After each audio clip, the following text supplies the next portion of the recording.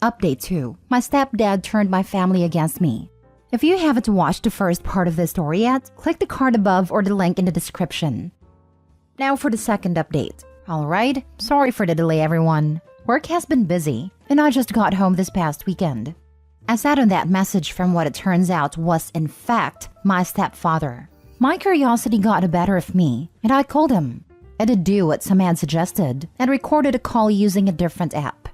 I wish I could say the call provided me something, but that would be disingenuous. Hearing his voice made my skin crawl. He asked how I was, and I told him to cut the nonsense, and he laughed. Nothing incriminating on his end, of course. Talk was about 3 minutes long, about nothing. I did ask him why he wasn't content with me being with her, and he said I wasn't man enough, and that a woman like her would have been wasted on me. He has a very traditional way of thinking relationship-wise, which is especially funny because it shows how much he never knew about our relationship, or her in general. Without going off on a tangent, my ex was/is pretty notably against gender norms. She has a very well-paying job and told me she'd never be comfortable being a stay-at-home mom/wife. She even often took the initiative for stuff in our relationship, etc. There wasn't really much to take away from the conversation other than that. I don't really know what he wanted, but I told him not to call me again and hung up. Not very eventful in that front. I flew back home prior to the weekend last week and went to my uncle's birthday party. Had a good time, and the family was very welcoming and apologetic for not being more supportive after everything. None of them were ever rude or anything. I've got no negative feelings towards any of them. I then talked with my brother and set up a meeting at his place with my ex and mother on Wednesday night. On Wednesday, I went over there and got what I expected. Lots of tears, lots of apologies. I admittedly had a tough time keeping it together. I talked with both of them and my brother all independently. Mom has already filed for divorce, which is good, and I appreciate her doing so. We had a decent conversation. You can tell it's strained, but I think we're making some progress towards healing. My brother and I had a good talk. He apologized for everything that had happened and I accepted it. Can definitely tell he feels remorse for how it all shook out. And for the work he put in to make it right, I definitely don't hold a grudge. My ex and I had a very long discussion through most of the night. We'd been talking over the phone for the last couple weeks already. A lot of it was just catching up. We're obviously two very different people now after nearly a year and a half apart. We had some more serious discussions later on, about everything. About how screwed up it all was and how broken I was by it all. She told me she'd already seen a therapist and asked if I would be willing to come with her to her appointment Thursday. She's gone above and beyond for everything I could have asked of her the last few weeks, and I'm really truly appreciative of it. I went with her to her therapy appointment, which I feel was very productive for everyone. Her therapist seemed to be very appreciative of me being there as well. So we stayed talking for a while after, and I decided to ask if she wanted to go out Saturday night. So that's the plan right now. I don't know exactly what's going to happen, but I wanted to show her that I appreciate the effort she's putting in to try and mend what's been broken. And selfishly, I'd like to see her in a setting that isn't like the ones we've been in. That's the update for now. Things are looking up. Haven't seen any of my stepdad or his family since getting home. Appreciate all the support from everyone. We'll update with anything new. Now for the comments. I really want to believe that she changed. It isn't that gullible anymore and won't fall again for such BS if anyone would ever try again. Because it seems that you really want to get back in a relationship with her. If you think that getting back together is the best thing to do, then it's your choice. Up to you. Hopefully things will be okay from now on. I'd like to, yes. That said, I'm still wary of it all. And I imagine will be for quite a long time naturally. I read your story recently, and I was so angry about your despicable soon-to-be ex-stepfather. I know it's probably going to take some time to mend what can be mended, and some things will probably hurt for some time, but I'm glad for you and how things are getting better.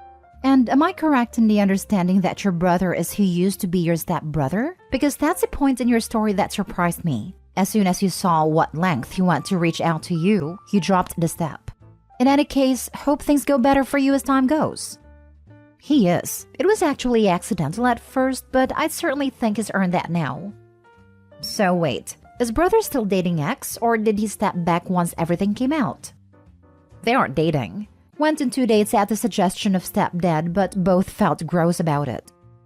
I'm honestly a bit concerned that because you don't have a strong support system, you let your mother and ex too fast back into your life.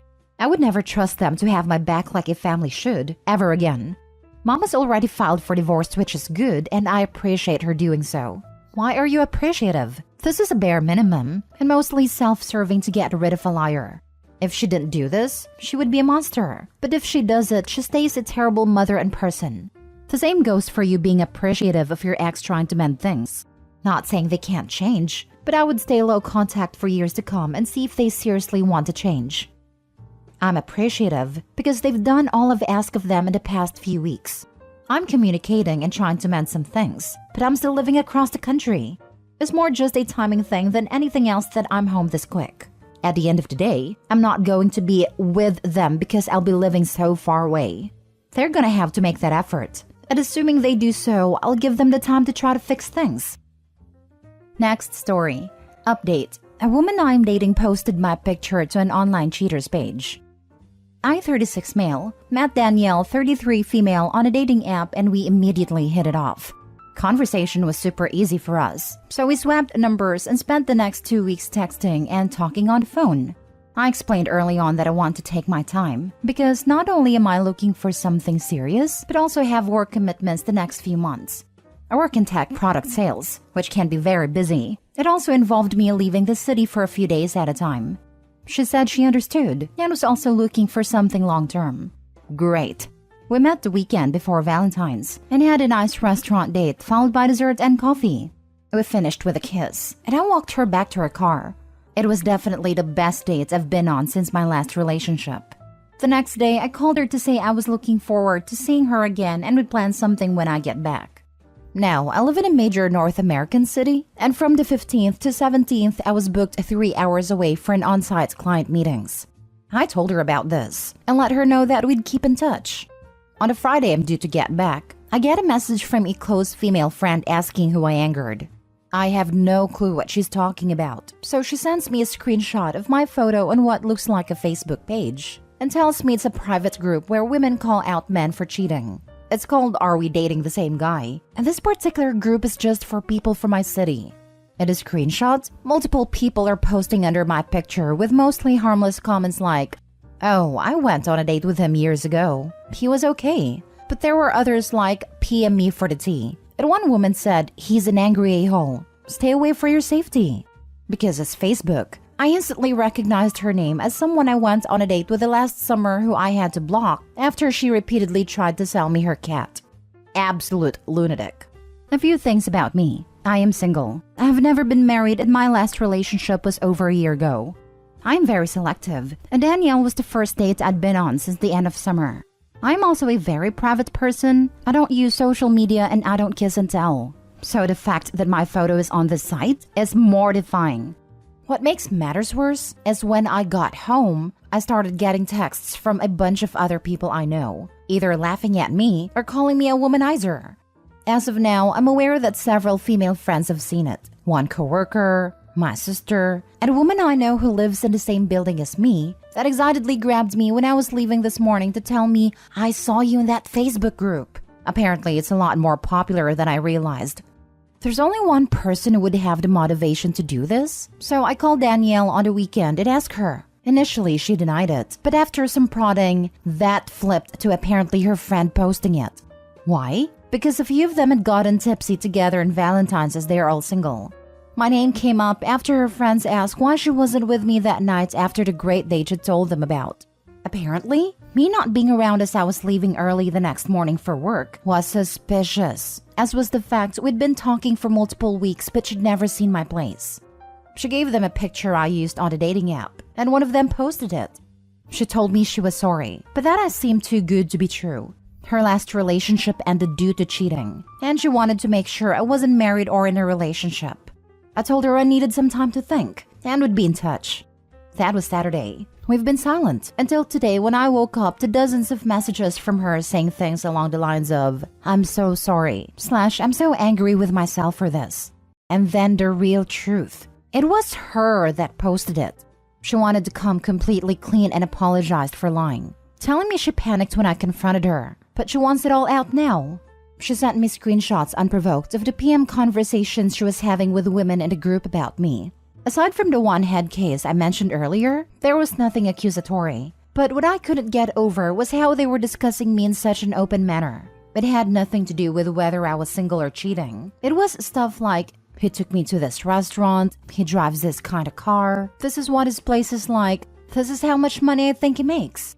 I would never talk about exes or people I've dated like that. And if a guy tried to talk to me about Danielle like that, I'd think he was a freaking weirdo and tell him to stop.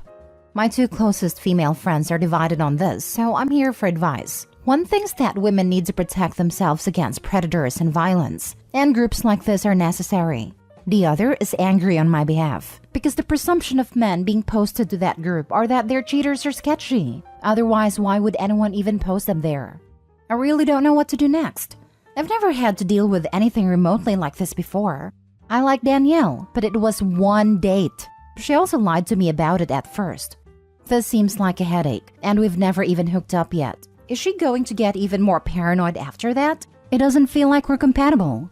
This feels like the past 3 weeks of us talking have been one massive waste, and that actually stings, because she's the first person I've really liked since my ex. Now for the top advice before reading the update. I'm really surprised you're considering moving forward with her after this. She lied to you. She invited judgment of you. She is very vulnerable to the opinions of others, and she is insecure. Insecurity definitely does not bode well with a job that will take you away from home often. This is a lot for one date, and quite frankly, below the maturity level I'd expect of a 33-year-old woman. I think you should let her go. Chalk this up to a story you'll laugh about someday on future dates and get back out there. This woman is insane. Don't walk away. Run. You can try asking her to take it down before you reject her, but don't keep your hopes up. Also, remember that she will likely share your text messages with the public, so be very careful in what you say. One date, and you're already deep in drama? Man, even the crazy ones can normally hide their crazy for at least a few months. But nope, this crazy was already strong on day one. To top it off, she lies when she's confronted with something unpleasant, and is projecting BS from past relationships onto you on day one. What advice would you give someone else who told you the same story? Because to me, this sounds like a bunch of red flags all up front. This is what I came to say. That and run. Now for the update. Back with an update, but firstly, a couple of quick notes based on the feedback I got. I don't care if you think my close female friend violated the sanctity of your super cool secret girls only club. As she told me, her loyalties are to me. She's known me since I was a child, but knows that I didn't deserve to have my photo plastered there. I understand that those groups may be necessary in keeping women safe or finding predators, but their moderator should go harder in ensuring that it meets those goals, rather than running a de facto gossip club, where innocent people's personal lives are affected. I've had dozens of people reach out with very similar experiences, so perhaps your rules should reflect that, rather than just keep boys out. As for the lunatic who wanted to sell me her cat, Cat seemed like a cool dude, but I just wasn't in the market for a pet. He also only had 3 legs, which made him run like a drunken sailor. All cats deserve love, so I hope he got away from her. Some of you alarmingly struggle with concepts of consent. I consented to my photo appearing on a dating app. I did not consent to my photo appearing in a "is this guy trash" group. These are not the same, and the stigma and assumptions associated with both are vastly different. I really shouldn't have to explain this, but here we are. Regarding me not realizing how big this group was, 3 of the women in my life all found out about it the same way. On Valentine's Day, a radio show ran a segment on it, then it got picked up by blogs and social media. It's even appeared on local television. My friend saw it on Twitter. Another saw a "this guy was dating 12 women" post that got shared and decided to investigate. My sister was texted by her friend about it, and when they all rushed to check the group out, there I was. Great timing. It currently has over 50,000 members. Anyway, moving on. So I decided not to pursue things with Danielle. She took the post down during our radio silence, but it mainly boiled down to just not seeing her in the same light anymore. I can accept that she is genuinely sorry, but I also know how I am, and it wouldn't be fair to either of us. This is supposed to be the honeymoon period. Everything is supposed to be light and cute. Now it's just suspicion and resentment. Not gonna lie, that period between when we first started talking to when I went away on my trip was really great. I looked forward to talking to her. When I would see a text, I got butterflies. When we kissed, it felt electric. Some people said what she did was such an obvious red flag. They were questioning why I was even hesitating. The reason is that I haven't felt like this in some time. My last relationship lasted 5 years, and after we broke up, I legitimately wondered if I could find that spark again. Especially after trying dating apps here and there, and not having much luck finding the right person. I do want to feel that spark again and find my person, but holding on to something that already has these problems before it even starts is the wrong move. Instead, I'm simply happy I got to experience it. Now I know it's out there and possible again, just not with Danielle. But I'll be honest, I did wake up today thinking, hey, you never know. Maybe a couple months down the line I'll think different, and maybe we'll go grab a drink. And then I saw she texted me. To preface, before I left the city for work, she sent me a photo with a message, "Don't forget about me." It was her in a bikini on a summer beach blowing a kiss. She's quite chesty, so it's not exactly safe for work, but there was no nudity. I opened today's text, which reads, "Hey, hope I'm not disturbing you, but I'd like to ask you to delete that picture I sent and do not share it with anyone." WTF? I just replied, "The only copy of that picture is in our chat thread. Do you seriously have this low an opinion of me?" To which she apologized and said she was just making sure. Fine. At first I was annoyed, but then I realized the most important thing. It was a reminder I had made a right decision. So I made another and deleted her number. I can't believe he didn't tell her. I would never share a photo of you without your consent. What kind of monster would do that? I kind of think he did say it in a classier way. You seriously think that low of me? Implies what she did was low AF. As someone who's been cheated on, I understand Danielle's insecurity and trust issues. The fact that she took it out on OP after one date shows that not only is she nowhere close to ready to date, but she also is giving her ex way too much power. She needs therapy before going into another relationship.